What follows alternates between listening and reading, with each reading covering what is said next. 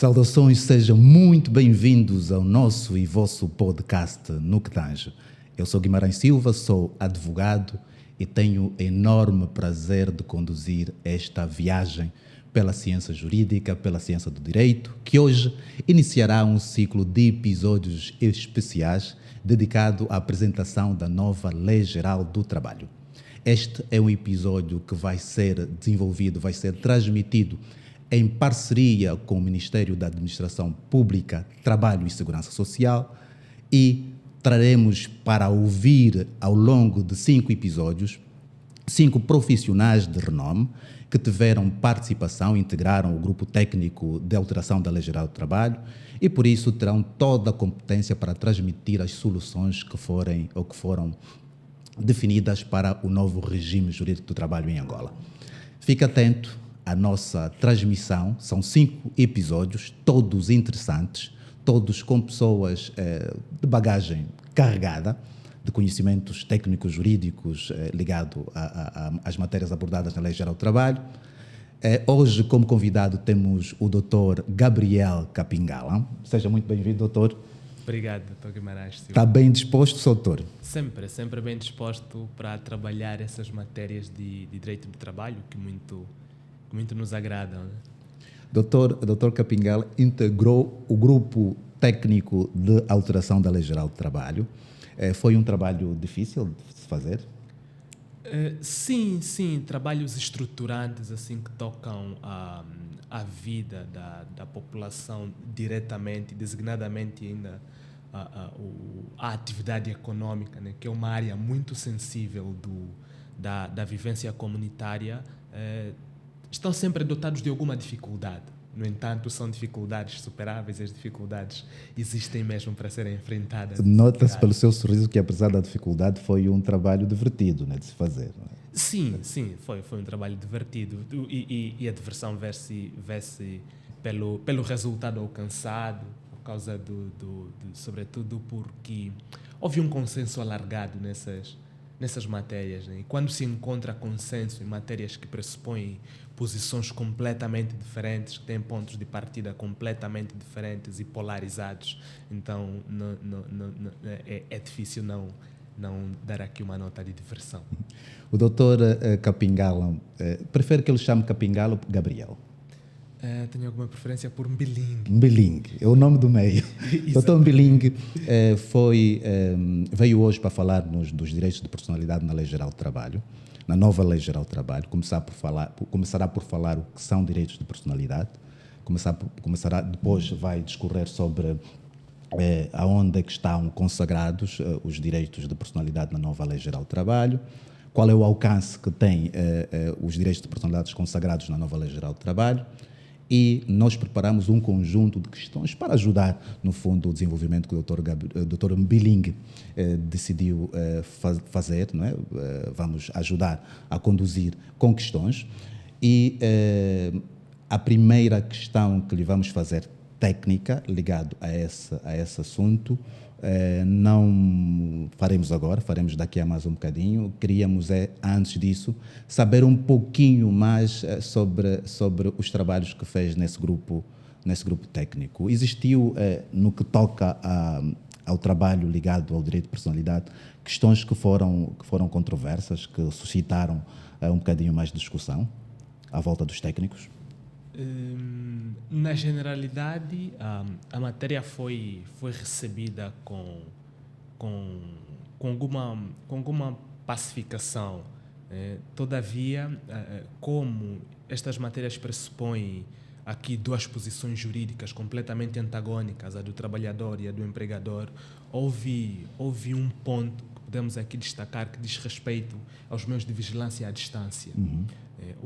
Os meios de vigilância à distância, no contexto laboral, resultam, no fundo, da evolução da ciência e da técnica e de como é que as novas tecnologias de informação e comunicação se projetam na vida laboral.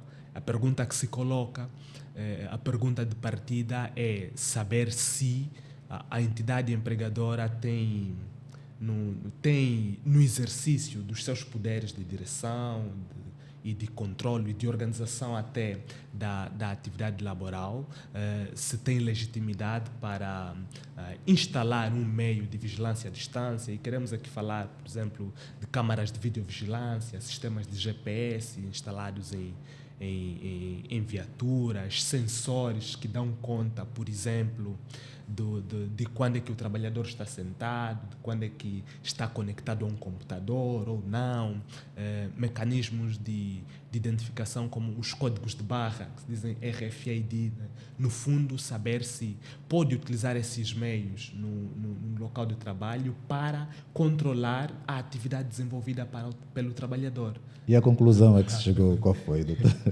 Só para matar aqui a curiosidade, a minha e de quem nos assiste, qual foi a conclusão a que se chegou? A conclusão não fugiu daquilo que já tem sido defendido noutras latitudes do ponto de vista da dogmática do direito do trabalho, no sentido de o poder de controlar a atividade do trabalhador, a atividade desenvolvida pelo trabalhador. A entidade empregadora tem sempre, mas não pode ser usado de qualquer forma. Não pode ser exercido de qualquer forma. Ou seja, o trabalhador tem de saber quando é que está a ser controlado, por quem é que está a ser controlado e como é que está a ser controlado. Neste sentido, os meios de vigilância à distância não podem ser instalados no espaço de trabalho para controlar a atividade desenvolvida pelo trabalhador. A Lei Geral do Trabalho dá-nos um indicador de quando é que esses meios podem ser utilizados, que tem dois critérios, ou duas finalidades, que a primeira está ligada à proteção e segurança de pessoas e bens, sejam as pessoas do trabalhador, da entidade empregadora ou de terceiros que possam eventualmente circular naquele espaço, ou então outra alternativa, outra finalidade é quando a instalação desses dispositivos resulta, por exemplo, das especificidades da atividade que está em causa. Depois há outros requisitos formais, né, que é, por exemplo, como isso envolve tratamento de dados pessoais, muitas vezes, né, há requisitos que estão ligados ao respeito pela lei da proteção dos dados pessoais, que é solicitar autorização à agência de proteção de dados, pois o trabalhador tem de consentir, muito embora o consentimento do ponto de vista laboral tenha outros contornos, né? As jurisprudências mais avançadas nessas matérias tendem a não valorar o consentimento como um critério para este efeito. Vejo que as discussões foram acesas, não é? Pela explicação que deu, dá para sentir e ter esse alcance da sensibilidade dos assuntos e logo do envolvimento dos técnicos nas discussões. Doutor, exerce a função de consultor do Secretário de Estado para o Trabalho. Disse bem, doutor? Exatamente, para o Trabalho e Segurança Social. Segurança Social. Há quanto tempo é que é consultora do Sr. Secretário? Sou consultor há pouquíssimo tempo, desde junho. E esse foi o trabalho que teve envolvido de maior substância, de maior complexidade, mais desafiante? Foi este? O Ministério da Administração Pública, Trabalho e Segurança Social tem na generalidade, muitos desafios. Tem muitos desafios e a Lei Geral do Trabalho foi na verdade, um grande desafio.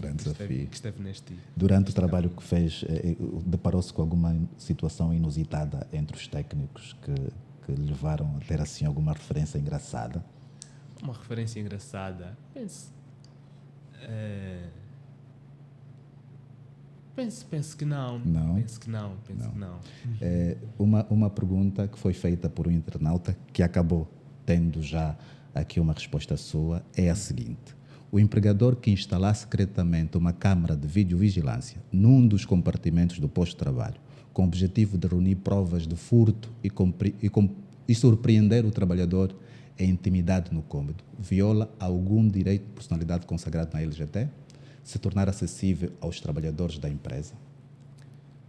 sim, como acabamos de referir, no princípio de partida aqui é o da proibição. Não, esses instrumentos não podem ser utilizados para controlar a atividade do trabalhador e, no limite, controlar a atividade para aplicar uma sanção disciplinar. No entanto, há noutros espaços, noutras latitudes, sobretudo no contexto jurídico europeu e brasileiro e assim, muitas circunstâncias em que, às vezes, o conteúdo pode ser valorado para aplicar uma sanção disciplinar. Ou seja, a análise dessas matérias, como pressupõe aqui um confronto de direitos fundamentais, né, que a Constituição reconhece igual dignidade. Então, o trabalho de compressão ou de restrição desses direitos deve obedecer a um exercício de concordância prática que pressupõe proporcionalidade das medidas utilizadas e a salvaguarda do núcleo essencial dos direitos em causa. Então, algumas jurisprudências vão no sentido de, às vezes, de valorar o conteúdo, mas com alguns pressupostos, que está, por exemplo, a Câmara instalada no espaço de trabalho, a entidade empregadora tem acesso ao conteúdo de forma ocasional, por exemplo, né? Está lá instalada e pergunta-se, a primeira pergunta é: a entidade empregadora instalou a Câmara, instalou dentro dos requisitos que a Agência de Proteção de Dados e o Tratamento de Dados Pessoais determinam para o recurso desses dispositivos? Se tiver instalado, então há quem avance para o princípio, depois um princípio material que tem a ver com a finalidade. Para que aquele instrumento foi instalado? Foi instalado para a proteção de pessoas e bens, por exemplo, e aqui, se um trabalhador tiver sido filmado, um trabalhador de caixa de um centro comercial tiver sido filmado a subtrair reiteradamente valores do caixa, então esta ação pode aqui violar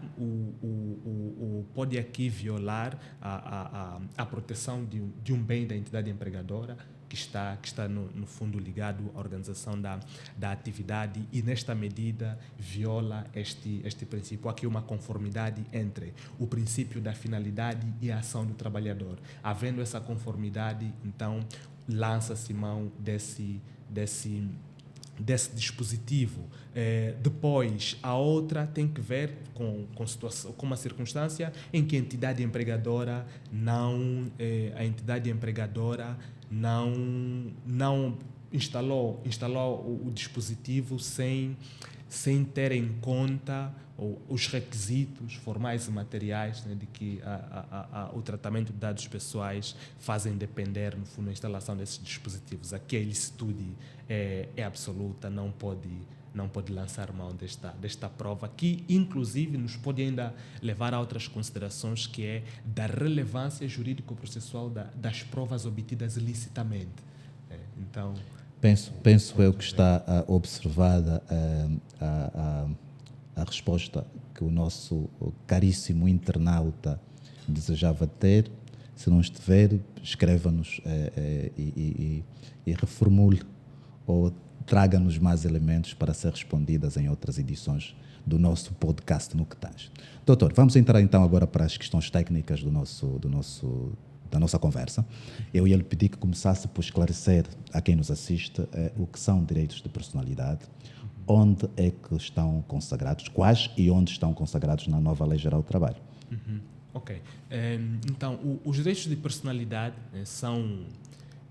são posições jurídicas subjetivas, né, que resultam do facto da pessoa ser pessoa, no fundo. Né? São direitos que são um conteúdo mínimo ou imprescindível ao tratamento das pessoas como tal. são, como estamos aqui a falar, do direito à vida, um direito de personalidade, o direito à imagem, o direito à honra, ao bom nome, à integridade física e moral, que no fundo são concretizações também de direitos fundamentais, né? Há aqui, antes da Lei Geral do Trabalho, uma tutela geral que é concedida a estes direitos de personalidade, que vai resultando, no fundo, de uma leitura da Constituição, através dos direitos fundamentais, designadamente os direitos, liberdades e garantias, e depois a tutela que o Código Civil concede aos direitos de personalidade, uma vez que o direito do trabalho ainda é direito privado.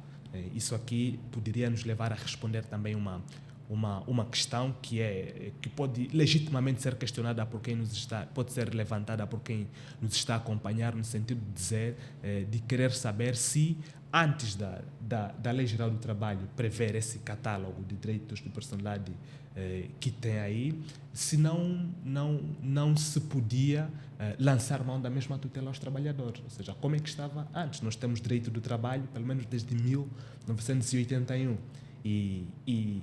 entre 91 até agora, nenhuma das leis teria consagrado expressamente esses direitos de personalidade. Aqui lança-se mão, sim, através da tutela geral, concedida pela Constituição da República e o Código Civil. Como é que esses direitos aparecem no contexto do trabalho?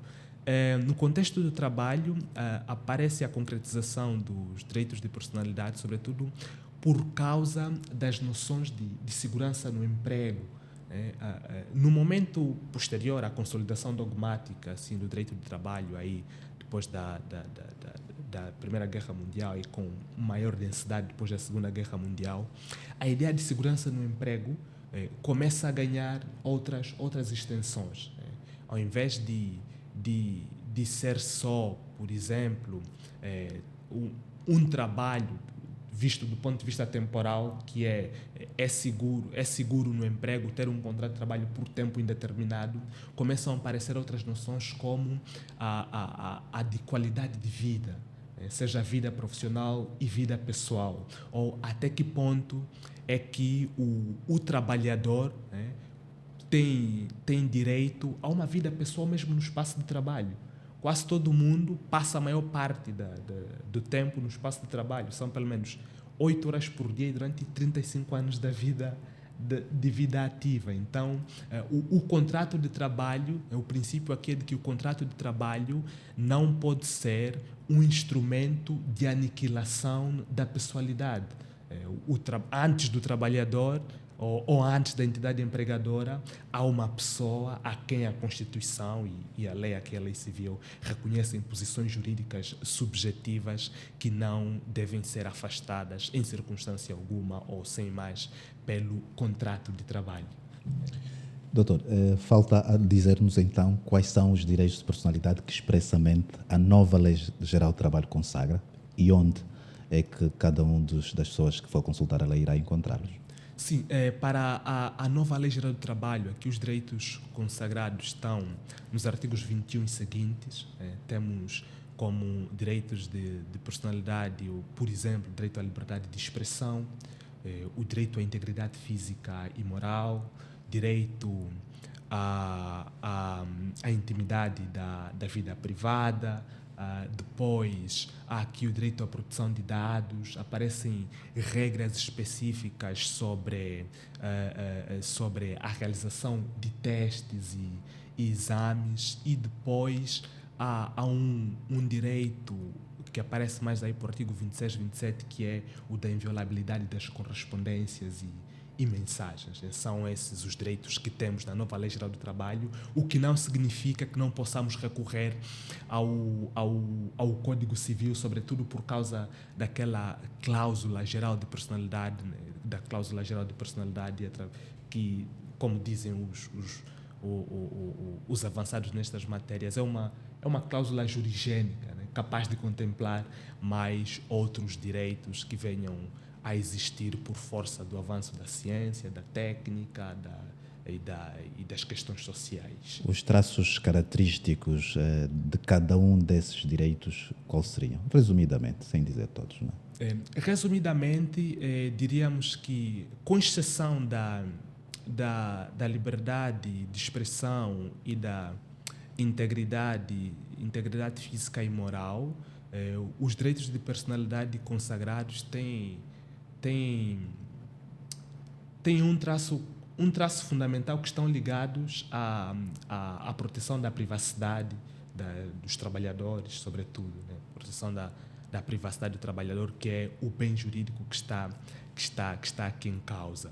De resto, há também uma característica, que é: alguns dos direitos de personalidade consagrados valem tanto para a entidade empregadora quanto para o trabalhador. É o caso do direito à liberdade de expressão, por exemplo, né? A entidade empregadora tem o seu direito à liberdade de expressão, consciência e de opinião, mesmo no espaço de trabalho. O direito à integridade física e moral, a entidade empregadora tem também este direito, assim como o trabalhador. E o que a lei fornece são, no fundo, critérios, ou linhas orientadoras para a resolução dos conflitos que venham surgir no encontro entre a posição do trabalhador e a posição da entidade empregadora, que deve organizar, então, organizar o espaço de trabalho dentro dos limites que a legislação confere para a organização da atividade, dirigir, organizar e controlar a atividade. Falou-me do direito à liberdade de expressão. Como é que a nova lei, mantém ou estabelece equilíbrio entre o direito à liberdade de expressão e a reserva da vida privada? Disse, e bem, que os direitos de liberdade de expressão são atinentes tanto ao trabalhador quanto ao empregador. E pode haver colisão entre esse direito de expressar-se com liberdade e o direito da reserva da vida privada de uma das partes envolvidas, né? Como é que equilibra-se na nova legislação de trabalho esses dois direitos em caso de conflituarem? Normalmente, o direito à liberdade de expressão vai colidindo com o direito à honra, à imagem e essencialmente, né? O critério que a lei estabelece é de que todos têm direito à liberdade de expressão, tanto trabalhadores quanto empregadores, sendo, no entanto, que o exercício deste direito não deve colocar em causa, seja a posição jurídica da entidade empregadora quanto trabalhador. Se me permitir, sim, eu vou ler aqui o artigo que fala da liberdade de expressão. Por favor. Artigo 21 nos diz o seguinte: é reconhecida a liberdade de expressão e de divulgação do pensamento e opinião com respeito aos direitos de personalidade do trabalhador e do empregador, incluindo as pessoas singulares que o representam, salvaguardando o normal funcionamento da empresa. Este é o critério geral, e para podermos compreender, então, como é que isto, na prática, se pode ou seja, que variáveis é que podem ser equacionadas na prática laboral. Vou convocar aqui um caso que foi debatido nos tribunais portugueses, que colocava em confronto a liberdade de expressão de um trabalhador e a honra da entidade empregadora, né? Normalmente, a liberdade de expressão contende com direito à honra e ao bom nome. Era um trabalhador que no dia 1 de maio publica no Facebook uma informação sobre a entidade empregadora, que vai a qualificando com todos os adjetivos esdrúxulos que possam existir sobre a honra da entidade empregadora. Na sequência, aquela informação, no dia a seguir, dia 2 de maio, a informação vai até vai até a entidade empregadora. O trabalhador divulga informações mais ou menos, o presidente do Conselho de Administração da empresa X é um Pinóquio, mentiroso, aldrabão, ladrão, não merece o respeito de ninguém, vamos mandar isso tudo para baixo, e depois no final colocou uma nota: partilhem, amigos. E terminou assim um texto. A questão que se colocou nos tribunais, depois, evidentemente, quando a entidade empregadora teve contacto com essa informação, instaurou um procedimento disciplinar que acabou no despedimento do trabalhador. Exatamente. Foi a tribunal, e a questão que os tribunais colocaram é: a informação divulgada no Facebook pessoal do trabalhador, essa informação é privada, evidentemente, teria alguma relevância no espaço de trabalho? Havia aqui alguma expectativa de privacidade para a entidade empregadora usar aquela informação contra o trabalhador? Foram levantadas várias questões, um tratado sobre o que é o Facebook, redes sociais, como é que se partilha, como é que não se partilha, mas o que relevou aqui para validar, no fundo, a sanção disciplinar praticada pela entidade empregadora foi o facto do trabalhador, no final, ter colocado a nota: partilhem, amigos. Apesar da informação ter sido veiculada no espaço, numa página pessoal, que a partida tem-se a expectativa de que não chegue à entidade empregadora, a nota de partilhem, amigos, dá a entender, dá àquela informação uma natureza pública. E se dá uma natureza pública, então a entidade empregadora podia, ou seja, o tribunal acabou por valorar esta sanção e dizer que a honra não pode, em qualquer circunstância, ser colocada em causa. Ou seja, o trabalhador pode reclamar os seus direitos, mas há meios mais expeditos para reclamar sem colocar em causa a honra da entidade empregadora ou das pessoas envolvidas. A questão da reserva da vida privada também seria ou podia ser incluída neste exemplo que deu, se entre as expressões que utilizou fosse divulgada também, por exemplo, uma relação extraconjugal. Exatamente. Por exemplo. Mas pronto, isso foi só uma referência, Sr. Doutor. Queria então que avançássemos para aqui, para a próxima abordagem. Eu gostava que falasse um bocadinho sobre a proteção de dados na nova Lei Geral do Trabalho, e que ativesse também a questão que é muito frequente, ou era frequente entre os empregadores, a realização de exames médicos, a captação da biometria, do ponto eletrónico, na altura em que o trabalho entra e sai do local de trabalho, a questão do relatório que os empregadores recebem das seguradoras para atestar a realização ou não do exame. A nova Lei Geral do Trabalho consagra a proteção de dados como um direito fundamental. Em que medida é que estas atitudes dos empregadores são agora proibidas ou permitidas? A produção de dados tem uma produção geral, vai nos remeter diretamente para a lei de proteção de dados, dos dados pessoais, né? Que há requisitos para que os dados pessoais sejam tratados, designadamente, como acabamos aqui de referir, tem a produção nessas matérias da biometria, por exemplo, resulta da utilização de tecnologias, das novas tecnologias no espaço de trabalho. Se a solicitação estiver devidamente fundamentada, a Agência de Proteção de Dados vai autorizar aquela utilização de biometria, e é preciso informar depois o trabalhador para que aquela biometria ou aquele dispositivo está a ser utilizado, tem de ter noção para que efeito que aquele dispositivo está a ser utilizado, que é para picar o ponto, e seja os registros de entrada e saída, e não mais do que isso. Os objetivos têm de ser claros. Depois entra aqui também a nota de consenso. O ponto mais controverso é quando em causas estão a realização de exames, por exemplo. Para a realização de exames, não existe uma... a lei não prevê ou seja, o princípio de partida é uma proibição geral. A entidade empregadora não pode solicitar exames ao candidato de emprego ao trabalhador para para isso sustentar, por exemplo, a continuidade da relação laboral ou aceder àquele ou outro posto de trabalho. Agora, há uma exceção também, né? Os princípios têm exceções que são quando as naturezas das atividades impuserem ou quando isso colocar em causa a segurança do próprio trabalhador, por exemplo, ou de outras pessoas.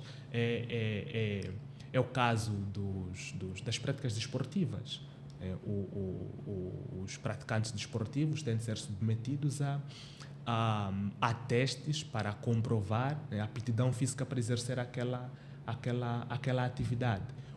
Do ponto de vista de divulgação da informação, quem realiza o exame está apenas vinculado a dizer para a entidade empregadora se o praticante desportivo ou o trabalhador tem aptidões para desenvolver a atividade. Só basta dizer tem aptidão, está apto, não está apto. E não pode dizer que padece de uma enfermidade X, porque isso já entra no dado sensível e esse conteúdo sensível é protegido pelo direito de proteção de dados pessoais. O mesmo tratamento, por exemplo, teria os trabalhos proibidos às gestantes, não é? O mesmo tratamento teria que os trabalhos proibidos, ou diríamos condicionados às gestantes. Diríamos condicionados às gestantes, porque o que está aqui em causa, no fundo, é a proteção da segurança da gestante. Há trabalhos pesados que não pode desenvolver porque põe em causa a própria vida da gestante e do feto gestado. Há, no entanto, se permitir, né, uma exceção, aqui essas exceções de alguns trabalhos que têm de ser feitos exames, por exemplo, quando alguém que vai operar num laboratório em que é preciso saber se tem alergia aos materiais que são utilizados no posto de trabalho, que é para efeitos de segurança mesmo. Voltando ainda à instalação de câmaras de videovigilância à distância, há a obrigação do trabalhador na instalação dessas câmaras, além de comunicar, criar condições para que a violação à reserva da vida privada do trabalhador não seja afetada? Ou seja, que a reserva da vida privada do trabalhador seja mantida? Sim, há aqui condições. A primeira é há legislações que vão mais além até. Dizem, há espaços jurídicos em que nessas matérias diz-se quando a entidade empregadora instalar a câmara, tem de pôr dispositivos ou informações a dizer há uma câmara aqui, está a ser filmado, há uma câmara nesse espaço e está a ser filmado. Essa informação pode ser um indicador suficiente para a proteção da intimidade do trabalhador, da intimidade e da vida privada do trabalhador, porque vai ter mais cuidado do que fazer naquele espaço onde há incisão de uma câmara de videovigilância. A outra é colocar as câmaras nos espaços comuns e não em espaços privados, como, por exemplo, as câmaras não podem estar em casas de banho. Se estiverem em casas de banho ainda aqui do espaço de trabalho, é um ato absolutamente atentatório da privacidade e intimidade, né, do trabalhador. Relativamente às questões ligadas à confidencialidade das comunicações, como é que a nova lei trata essas questões? Do ponto de vista de confidencialidades de comunicações, aparece no artigo 27 da nova lei, há dois pontos a explorar. O primeiro, que tem que ver com as mensagens trocadas no espaço de trabalho através de dispositivos como computadores, telemóveis ou e-mails, depois a utilização da internet. Há esses dois pontos de partida. Das mensagens trocadas através de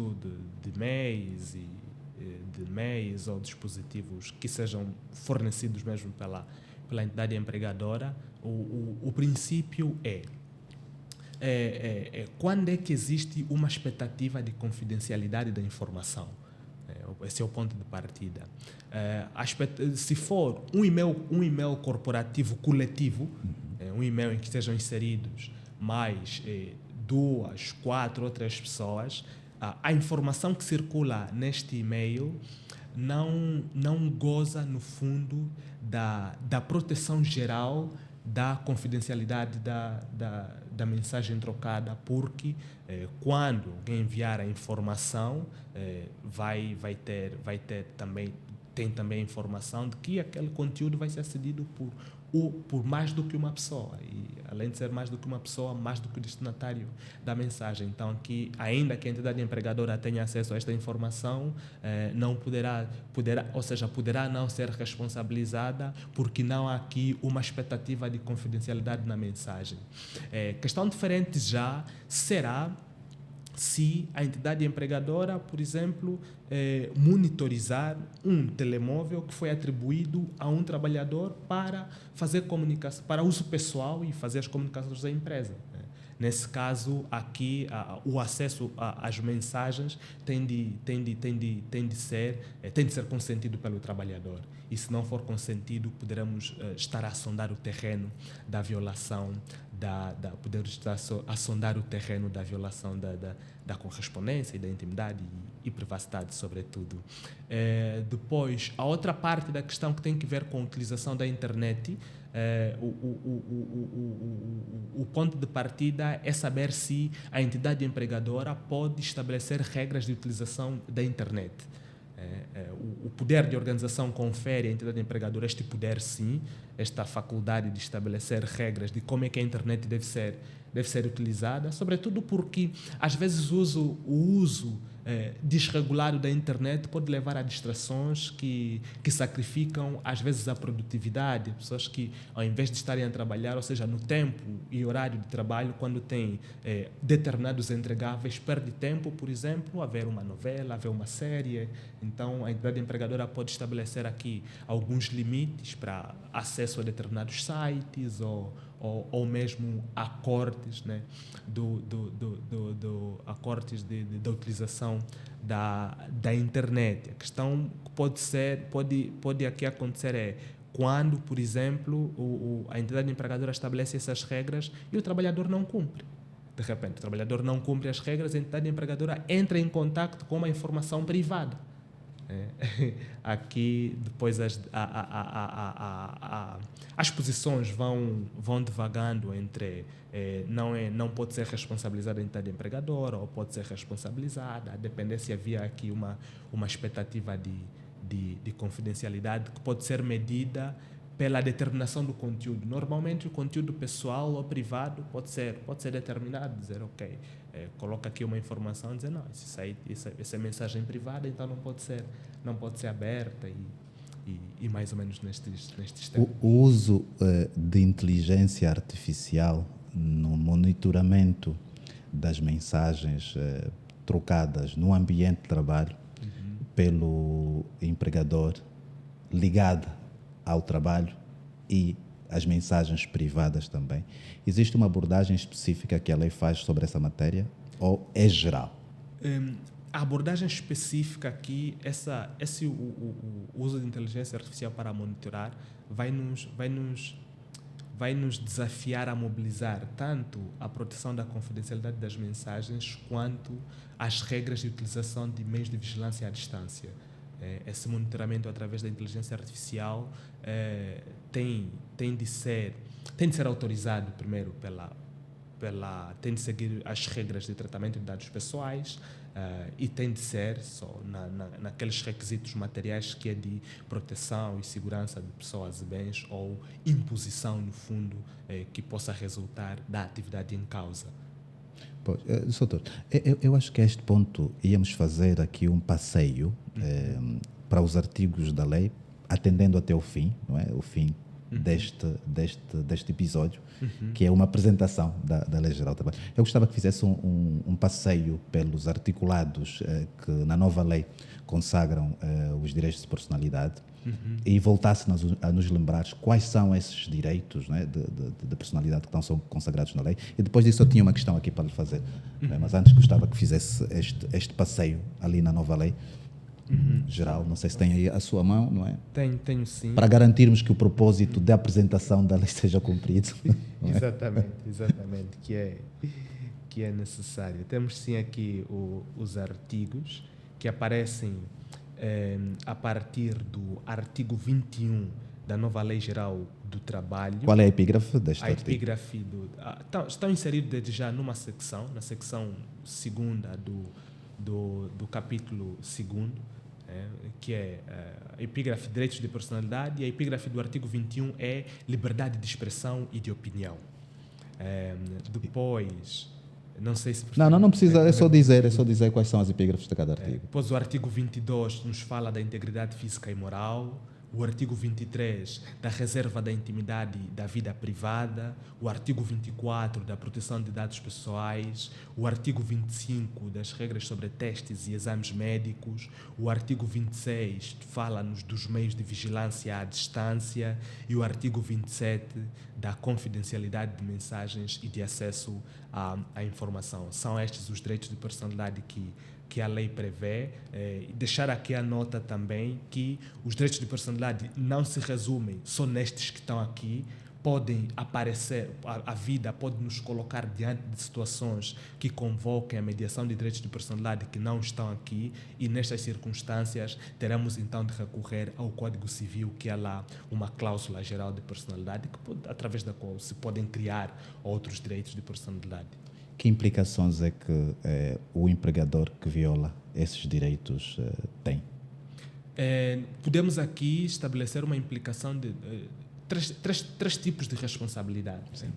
Uma responsabilidade civil em sentido estrito, se violar, no fundo, a intimidade ou a vida privada ou a confidencialidade das mensagens do trabalhador, e daí resultar danos não patrimoniais. O trabalhador tem claro, a faculdade de intentar uma ação de responsabilidade civil em que solicita, no fundo, a reposição dos danos que a violação deste direito lhe tenha causado. Este é o primeiro nível de responsabilidade. Há depois um segundo nível de responsabilidade que está mais ligado à responsabilidade sancionatória administrativa, que é a entidade empregadora pode incorrer numa contraordenação por violação das normas que protegem os direitos de personalidade e, por conseguinte, então, ser sancionada com uma coima. Isto seja contraordenação laboral ou uma sanção administrativa no âmbito da proteção dos dados pessoais. No limite, o terceiro nível de responsabilidade aqui seria então mesmo a responsabilidade penal, que é o uso abusivo da liberdade de expressão, pode dar aso, por exemplo, ao crime de injúria e difamação. Há também o Código Penal prevê também outros crimes para, por exemplo, do uso abusivo, ou seja, das violações à integridade física, pode incorrer numa ofensa à integridade física ou moral, e aí a violação do direito da correspondência e confidencialidade das mensagens pode acabar, né, com um crime de violação de correspondência que estão. Então, veríamos aqui esses três níveis de responsabilidade. Na sua opinião, e atendendo o exercício que estamos a fazer aqui, qual é a importância da educação e consciencialização do empregador e trabalhador relativamente aos direitos de personalidade consagrados na lei? Aqui a importância a primeira importância é que as pessoas vão se poder tratar mais como pessoas, né? Quem tem consciência dos seus direitos tem também consciência de onde é que pode chegar e como exercer os respectivos direitos.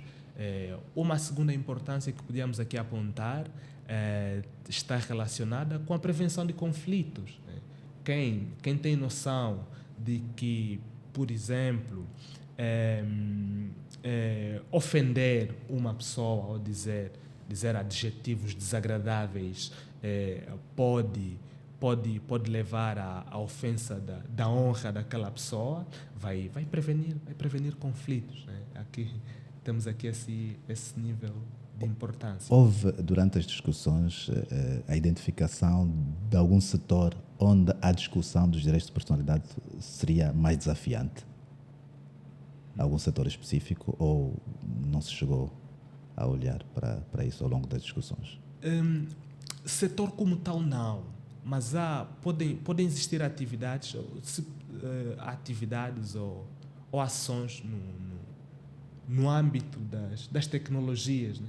Dos trabalhos em plataformas digitais, por exemplo, ou dos teletrabalhos, onde são zonas muito sensíveis à violação da privacidade e intimidade, porque as fronteiras entre espaço de trabalho, tempo de descanso e espaço de não trabalho são muito tênues. Então, nestas zonas, sobretudo atividades que pressupõem uma utilização alta de tecnologias ou contrato de trabalho em regime de teletrabalho, então podem ser espaços muito sensíveis de violação de direitos de personalidade. Doutor, eu acho que cumprimos o propósito. Cumprimos o propósito, que era falar sobre os direitos de personalidade na nova Lei Geral do Trabalho. Penso que os esclarecimentos que devessem ser dados a respeito desta temática foram com mestria.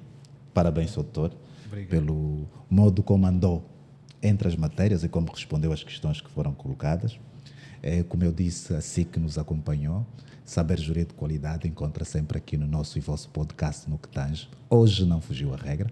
Este é um episódio, o primeiro de 5 episódios transmitidos em parceria com o Ministério da Administração Pública, Trabalho e Segurança Social. Visa exatamente isso, informar, visa transmitir a si o que está consagrado na nova Lei Geral do Trabalho e proporcionar uma maior aproximação de você que nos assiste à legislação laboral nova que entrará em vigor agora em março. Doutor, ficou alguma coisa por dizer que acha que era necessário transmitir a quem nos assiste?